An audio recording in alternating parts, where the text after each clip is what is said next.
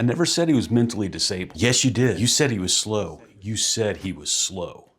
What moment in your own story forced you to confront a truth you weren't ready for?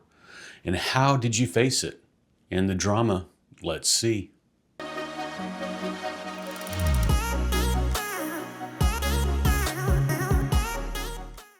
Hey, welcome back everybody to the Let's See show. This week we got to see The Drama, directed by Christoph Borgli, starring Zendaya, Robert Pattinson, Elena Haim, and Mondumo Athey.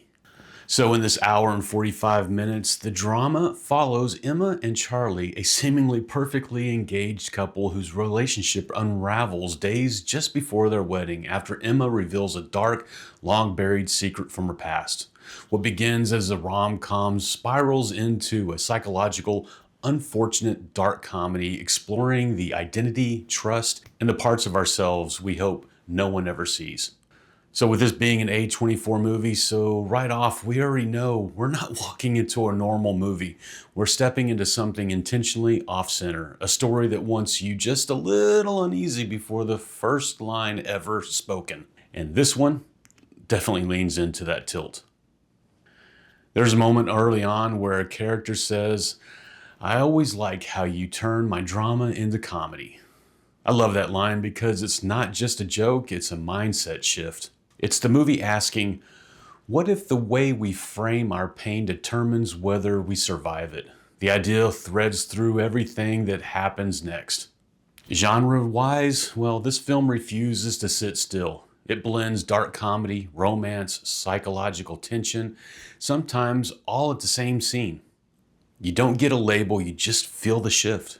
And somehow, it works. The cinematography is one of the stars here. Off-angle shots, abrupt cuts, framing that feels slightly wrong, and all with purpose. It keeps you in the same uneasy headspace with the characters. You're not just watching the tension, you're actually sitting in it. At its core, the film dives into the long-term fallout of childhood bullying, but from a perspective we rarely see. It forces a brutal question. If you discover something disturbing about the person you're about to marry, do you still walk down the aisle? And then it pushes deeper. Where does your mind go in that headspace? Fear, loyalty, self-protection, or love? The young actress that plays Emma mirrors Zendaya's physicality beautifully. It feels like one continuous person. Zendaya brings emotional precision. Robert Pattinson plays Charlie with a believable unraveling. Suitable, grounded, and real. And their chemistry, well, that's what makes the tension work perfectly. You feel every shift in the room. Even the supporting cast does exactly what they need to do. Nobody steals the spotlight, but everybody adds pressure to the story. You know, even the audience, well, there was moments where people were laughing at scenes that felt heavy, and I sat there thinking, y'all, this is serious. But then I realized there is that point of uncomfortable laughter. It's the kind of laugh that slips out when you don't know what else to do. The movie wants you in that tension. There are scenes that are intentionally hard to sit through too, not for shock value, but revelation. And by the end, you realize what happens had to happen for Emma and Charlie to even move forward. It's the only path that makes emotional sense to the movie. So walking out of the theater, I'd say this is a good movie.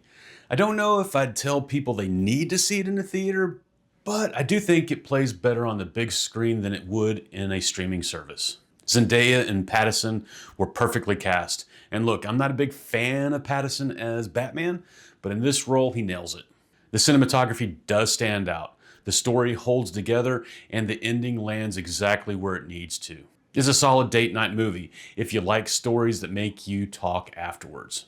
The movie does leave you with a question. When someone you love reveals the part of them that most would be ashamed of, do you run or do you stay long enough to understand?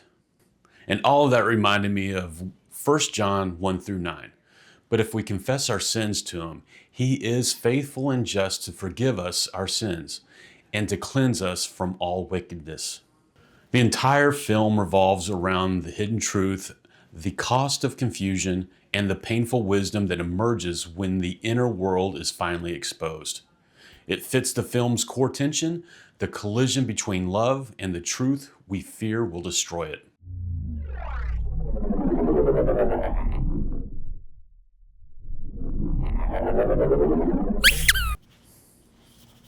Hey, and did you know that Zendaya's press tour wardrobe was intentionally wedding coded? Something old, something new, something borrowed, and something blue, mirroring the film's descent from light to dark. The film uses needle drops from obscure 70s artists, including a rediscovered track from Shira Small, whose only album was recorded in high school and forgotten for decades until this movie. Director Christopher blended rom-com structure and horror techniques to keep audiences uncomfortable, creating a hybrid critics call hilarious and haunting. Now you know. Hey, and don't forget about the sneak peeks. The whole reason I show up early. This week we got to see The Devil Wears Prada 2 coming out May 1st. Is God Is, May 15th. Lee Cronin's The Mummy, April 17th. You, Me, and Tuscany this weekend. Stop That Train, which looks hilarious, coming out June 12th. Scary Movie 7, also June 12th. Backrooms, May 29th. And The Invite, June 26th. Hey, until next time, let's see.